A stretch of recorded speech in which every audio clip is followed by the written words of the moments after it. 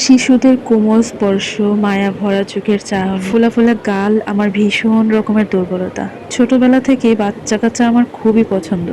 আমি জানি না তাদের মন আল্লাহ কি দিয়ে বানিয়েছে, যাদের মন শিশুদের কোমলতাকে স্পর্শ করতে পারে না। এরা মানুষই না। বর্তমান পরিস্থিতির কথা আর কি বলবো, আপনারা সবই জানেন। আসলে আর বলতে ইচ্ছে হয় না। মাঝে মাঝে ইচ্ছে হয় আমার মেয়েটা না হয় মূর্খই থাকুক, তাও আমার বুকেই থাকুক, চোখের সামনে থাকুক, কোনো নরপিশাচের নজরে না পড়ুক।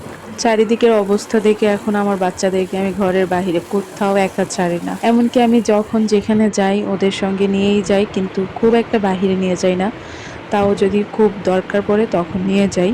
তো বড় মেয়েটাকেই নিয়ে যাই বেশিরভাগ, ছোটটাকে বাসায় রেখে যাই। মেয়ে বাচ্চা যাদের আছে আমার মনে হয় আমার মতো সবার অবস্থা একই। আমি তো রাতে টেনশনে ঘুমাতেই পর্যন্ত পারছিলাম না। 2 দিন ধরে আমি একদম ট্রমার মধ্যে ছিলাম।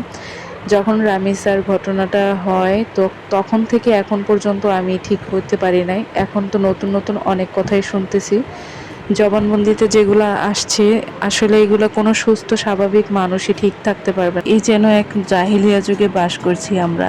ভাবেন তো, যে শিশুটা এখন হেসে খেলে বেড়ানোর কথা ছিল, যেই গোলাপটা এখনো ফুটতেই পারলো না, সেই গোলাপটাকে এক জানোয়ার এসে উপড়ে ফেলে দিল। আমি একজন দেশের নাগরিক এবং সন্তানের অভিভাবক হিসেবে এর সুষ্ঠু বিচার চাই, এবং তা অবশ্যই জনসম্মুখে হতে হবে, যেন এরকম ঘটনা আর কেউ কোনোদিন ঘটানোর আগে অন্তত তার আত্মাটা কেঁপে ওঠে। মাননীয় প্রধানমন্ত্রী, আমাদের ফ্যামিলি কার্ড দেওয়ার দরকার নেই, আপনি আমাদের এই রাষ্ট্রের জন্য জানমালের নিরাপত্তা দিন। আজকের শিশুরাই আগামী দিনের ভবিষ্যৎ, অন্তত আমাদের সন্তানেরা বেঁচে থাকুক। আসলে আমার সন্তানদের জন্য আমার ভীষণ মায়া হয়। যখন ওরা একটু বাইরে যেতে চায় আমি ওদেরকে নিষেধ করি।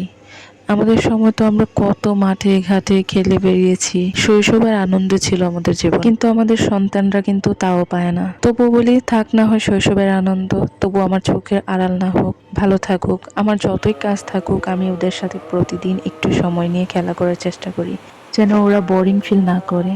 ওরাও আসলে এটাই মেনে নিয়েছে, কারণ ওরা আসলে জানে না শৈশবের আনন্দ যে এর থেকে অনেক বেশি হয়। কিন্তু আমার প্রশ্ন হচ্ছে, এই ভয়টা আসলে আর কত? আমরা এইভাবে ভয় নিয়ে শঙ্কিত হয়ে থাকলে এই দেশে আসলে ধর্ষকের সংখ্যা দিন দিন বেড়েই চলবে, আর এভাবেই ঝরে যাবে হাজারো রামিসার মতো ফুটন্ত গোলাপ। এই ঘটনাগুলোর পেছনে আসলে আইনের দুর্বল শাসন ব্যবস্থাই দায়ী। এইসব ধর্ষকদের অতি দ্রুত আইনের ব্যবস্থা করা হোক এবং আইনের সর্বোচ্চ শাস্তি প্রদান করা হোক। এটা এখন 18 কোটি জনগণের প্রাণের দাবি হয়ে উঠেছে। মাননীয় প্রধানমন্ত্রী, আপনি যদি এই দেশের জনগণের জন্য কিছু সত্যিই দিতে চান, তবে একটা ধর্ষককে প্রকাশ্যে ফাঁসির ব্যবস্থা করে দেন। আমরা যারা সন্তানের অভিভাবক আছি তাদের মনে অন্তত ভরসা দিন যে না, এই দেশে অন্তত ধর্ষকের বিচার ব্যবস্থা সচল আছে। দেখবেন ধর্ষকের সংখ্যা অনেকটা কমে গেছে।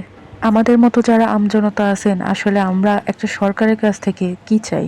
আমরা আমাদের জীবনের জানমালের নিরাপত্তা এবং এই দেশে যেন আমরা শান্তিতে বসবাস করতে পারি, এইটুকুই কিন্তু চাই। এক্সট্রা কোনো ফ্যাসিলিটিস কোনো সরকারের কাছে আমরা চাই না। যাই হোক, আমি কোনো দল মত কোনো কিছুই আমি করছি না। সব কিছুর ঊর্ধ্বে আমি সর্বোচ্চ বিচারটা চাচ্ছি এই দেশের সুনাগরিক হিসেবে।